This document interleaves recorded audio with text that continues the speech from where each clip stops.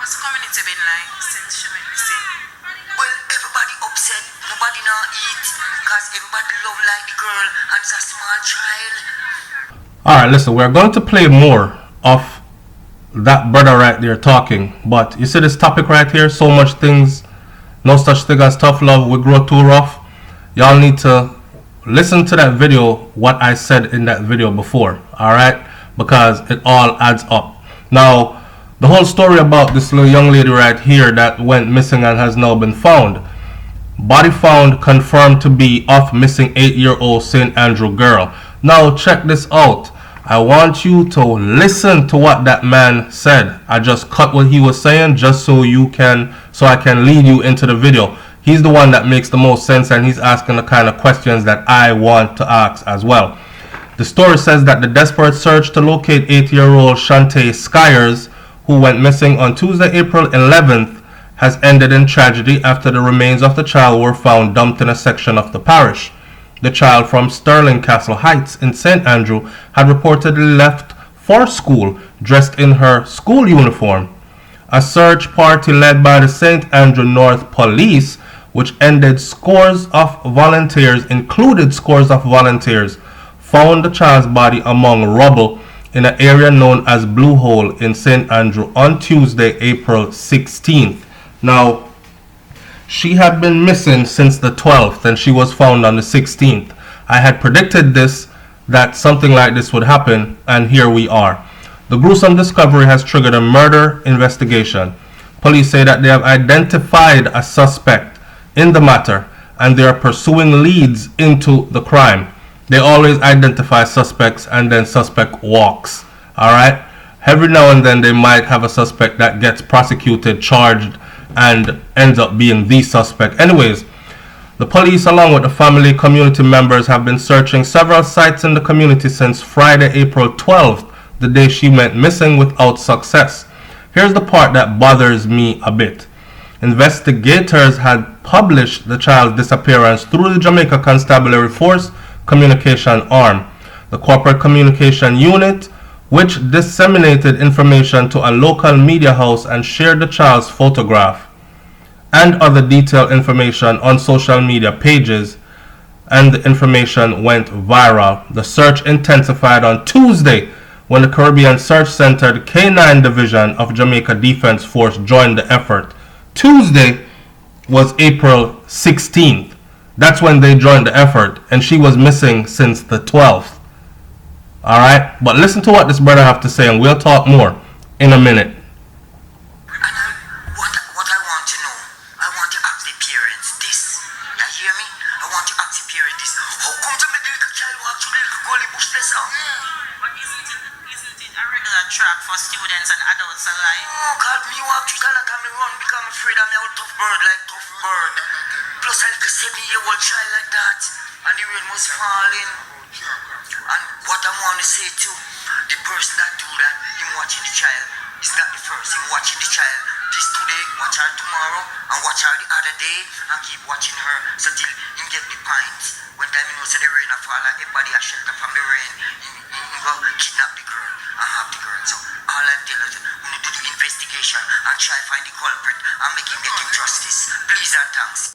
Alright, welcome to SouFLoTV again, everybody. It's your host with the most. So, right now this is a woulda, coulda, shoulda situation. You know, one of them things where I should have done this, I could have done that, and I would have done this if things were different. This little girl is gone forever, because death is forever, right? But looking at all this now, I hope this wisen up some of these parents. It's 2019, and the atrocities that are going on now have been going on for the past decade or more.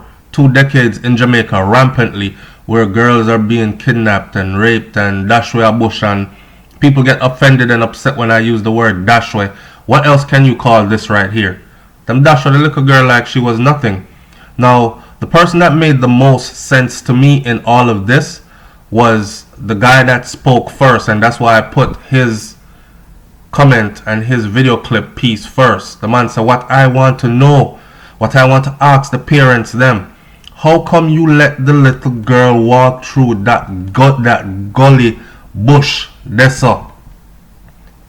They asked him, well, isn't this somewhere that everybody walks? It's a normal path for people and, going to school and work. And him said, no. Even him, as a man, and he call himself a tough bird. The man say him run through the so when him go through, cause I'm afraid. So imagine that. Watch and listen some more and then we'll talk some more. Alright? She's totally distraught. We have a community that's totally distraught. The teachers, the students. I just want the person who did this to be caught and to be punished. And I think the person lives right here in this community. And it is really a sad day for us here. It really is. I guess the good of the bad of this is that we found her body, and if there's any closure that can come to this would be then finding the perpetrator and putting that person away for a very long time. Well, we are doing everything that we can to fast track this investigation. In fact, it's going to be a continuous process. We would have picked up some leads since morning. Where it's going to lead us is another angle that we have to look at. But from what and it's a pure speculation at this time, there's no evidence to suggest that the child would have passed that vegetation down where she was found. We believe that everything was done within that area. We have brought somebody in. We are not certain as yet. We made some checks. We searched the house, and information coming from that area suggesting that the child would have been seen in that person the year before, which is some distance from here. And that tells us that on that particular day, the child did not pass this community, because if she had passed this community, there was no way they could have brought her back there unless it's willing. So we will be doing everything.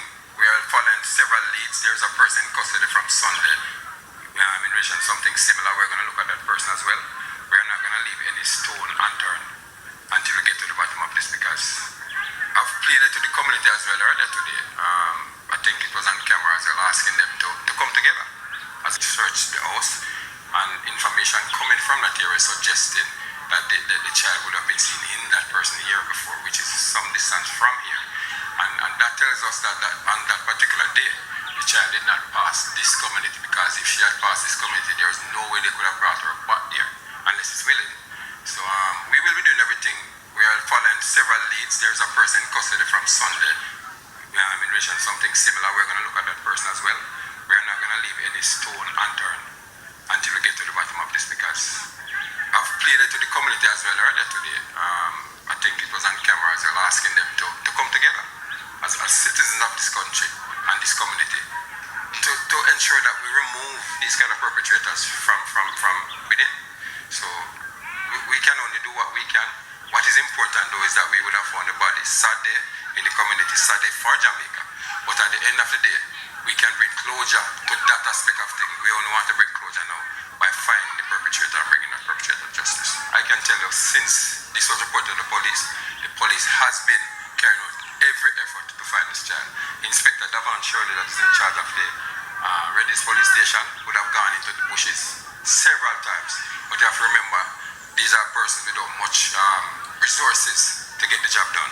So, and that is why we were calling this morning to assist, and you can see the end result. So it's not that the police wasn't doing enough, just like the police could have only done what the police could have done at that point. So, but you have to understand the father's concern in that relationship.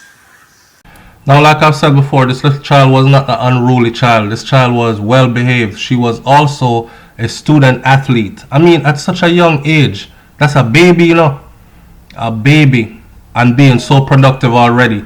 Listen to this gentleman talk from her school. She was one of the fastest class 3 girl.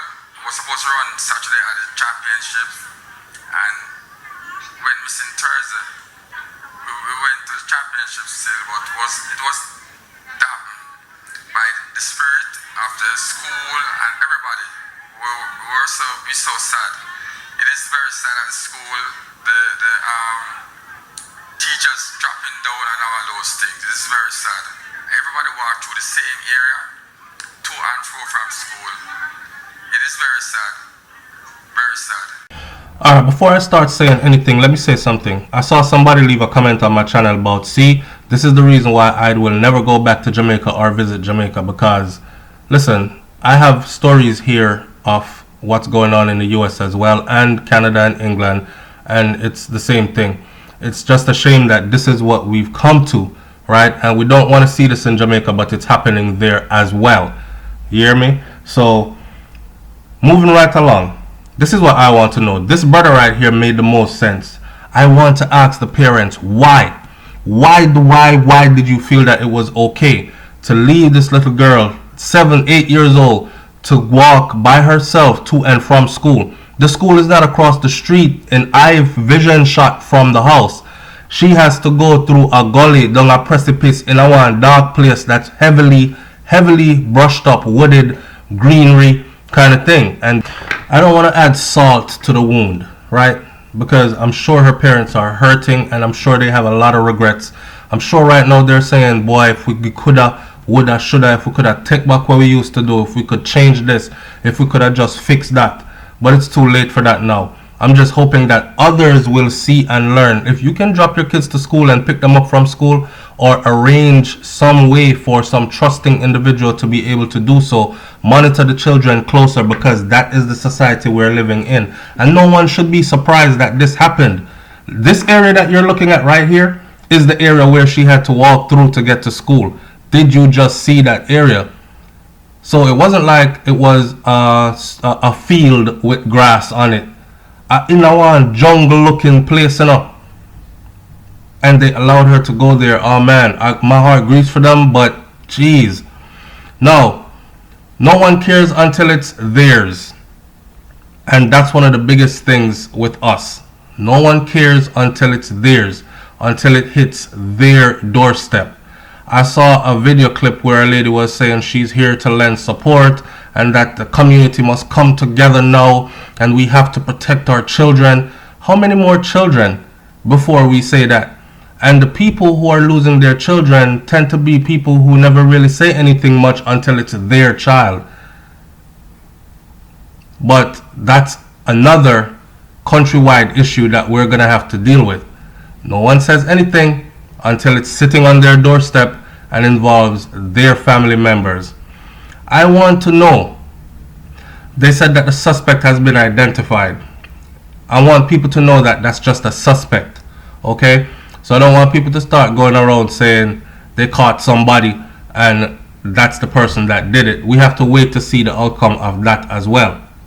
Yes, community unity is needed, and we've been saying that for the longest. That's one of our biggest downfalls. When we strayed away from it takes a village, because that's what it used to be for us.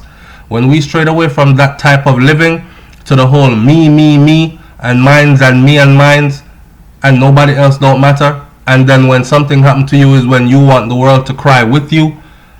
That's when we started going down that slippery slope. So community unity is probably the biggest key to all of this, making sure that this does not continue to happen. DNA, fingerprint, biometric database.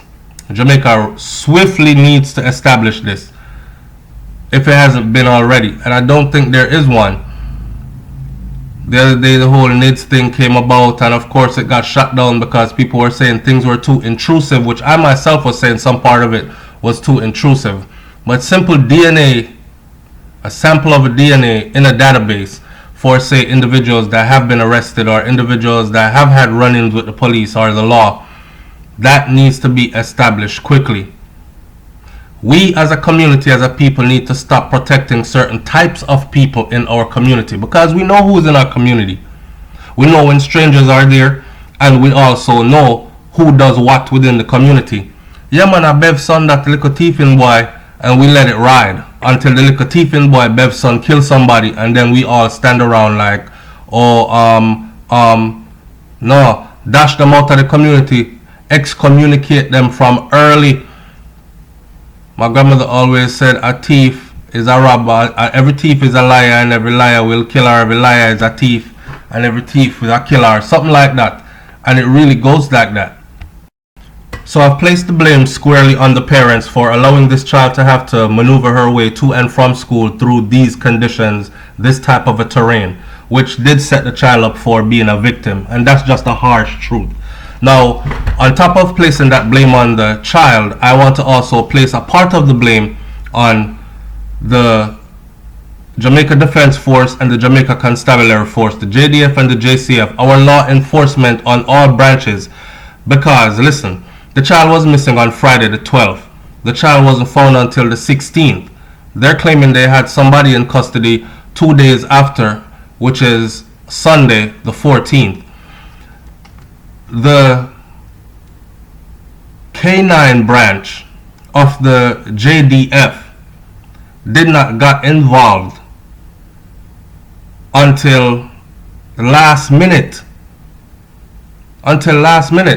Imagine if they had gotten involved as soon as the family said, within the first 24 hours. And I asked in my previous video, I said, how come they're finding her body close to her home? Once a person is missing, that's the first areas that law enforcement checks. They find out within a certain miles radius of where that person lives, where that person plays, where that person is known to hang out, where that person is known to chill, socialize, all that. Obviously, that was not done here. And of course, they were able to help to find a body 5 days later. So the K9 unit getting involved on the last day is something that Jamaica really need to think about as well. I'm not going to stretch this any further, man. I'm going to leave it right here. I'm out. Peace. Cause I know you're in a better place. Yesterday, me hear you gone